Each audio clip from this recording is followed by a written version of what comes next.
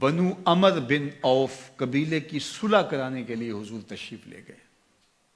واپسی آتے ہوئے وقت کچھ لگ گیا. صحابہ یہ سمجھے کہ حضور کو وہاں مصروفیت زیادہ ہو گئی ہے تو چلو نماز کا وقت جا رہا ہے تو ہم جماعت کر لیتے ہیں. تو جماعت شروع ہو گئی.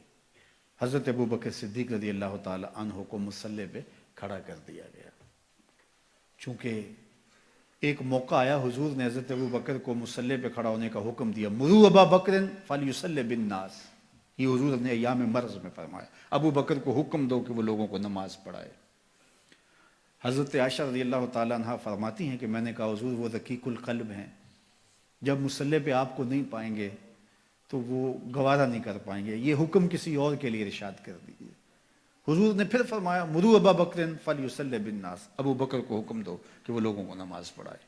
کہتے ہیں میں نے پھر یہ بات کہی. جب تیسری مرتبہ ہوئی تو حضور غصے میں آ گئے. فرمایا کسی قوم کے لیے مناسب ہی نہیں کہ ابو بکر ان کے اندر رہتے ہیں اور امامت کوئی اور کروائے.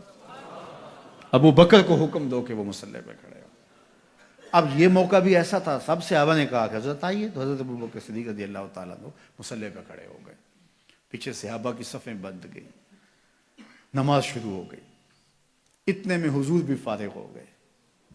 قبیلے کے صلح کے لیے گئے تھے, کام ہو گیا, حضور واپس تشریف لائے. دیکھا تو جماعت کھڑی ہے. اب حضور پیچھے جب تشریف لائے تو صحابہ نے دیکھا کہ حضور آ رہے ہیں تو انہوں نے راہیں چھوڑ دی. پچھلی صف سے لے کر مصلی تک صحابہ نے راہیں چھوڑ دی. حالت نماز کے اندر حضور کو پروٹوکول دیا جا رہا ہے, حضور کا استقبال ہو رہا ہے اور حضور کو راستہ مل رہا ہے. اللہ اکبر. اب صدیق اکبر رضی اللہ تعالیٰ نماز پڑھا رہے. لا یلتفت یمینا ولا یسارا. آپ جب نماز پڑھتے تھے اتنا انہماک ہوتا تھا کہ دائیں بائیں کی خبر نہیں ہوتی تھی. اب سارے صحابہ حضور کو راستہ دے رہے ہیں, حضور قریب آ گئے, لیکن حضرت ابوبکر صدیق نماز پڑھا رہے ہیں. صحابہ نے اپنے ہاتھوں کی پشت پر تصفیح کی. ایک ہوتا ہے تالی لگانا اور ایک ہوتا ہے ہاتھ کی پشت پہ. یہ عرب تعجب کے طور پہ کرتے تھے, آج بھی عرب کرتے ہیں. جب بھی کوئی ایسا فعل ہو تو وہ کہتے ہیں ہاتھ کے پشت پہ جو ہے وہ ایسے ہاتھ پھیرتے ہیں, تصفیح. تو صحابہ نے تصفیح شروع کر دی حضرت ابوبکر صدیق کو مخاطب کرنے کے لیے, ان کو بتانے کے لیے. اب ایک نے کی, حضرت ابوبکر صدیق نماز پڑھاتے رہے, دوسرے نے کی, تیسرے نے کی, حتیٰ کہ اکثر نے ایسے تصفیح شروع کر دی. حضرت ابوبکر صدیق سمجھ گئے کہ کوئی غیر معمولی واقعہ ہو گیا. تو انہوں نے تھوڑا سا غور کیا تو جان عالم کھڑے تھے, حضور جلوہ فراز تھے, دل و قلب و نگاہ کا مرشد اولین اور ظاہر اور باطن کا امام کھڑا تھا. تو حضرت ابوبکر صدیق پیچھے سرکنے لگے.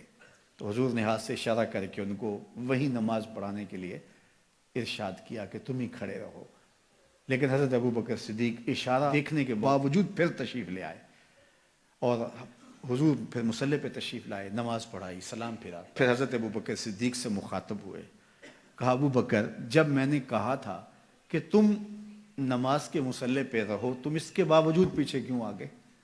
تو سنو حضرت ابو بکر نے کیا جواب دیا. یہ سارا واقعہ بخاری میں ہے. حضرت ابو بکر نے کہا ما کانا لابن ابی قحافہ ان یؤم رسول اللہ. یا رسول اللہ صلی اللہ علیہ وآلہ وسلم, ابو قحافہ کے بیٹے کی یہ جرأت کب ہوئی کہ رسول اللہ کے آگے کھڑا ہو کے نماز پڑھائے؟ اللہ اکبر.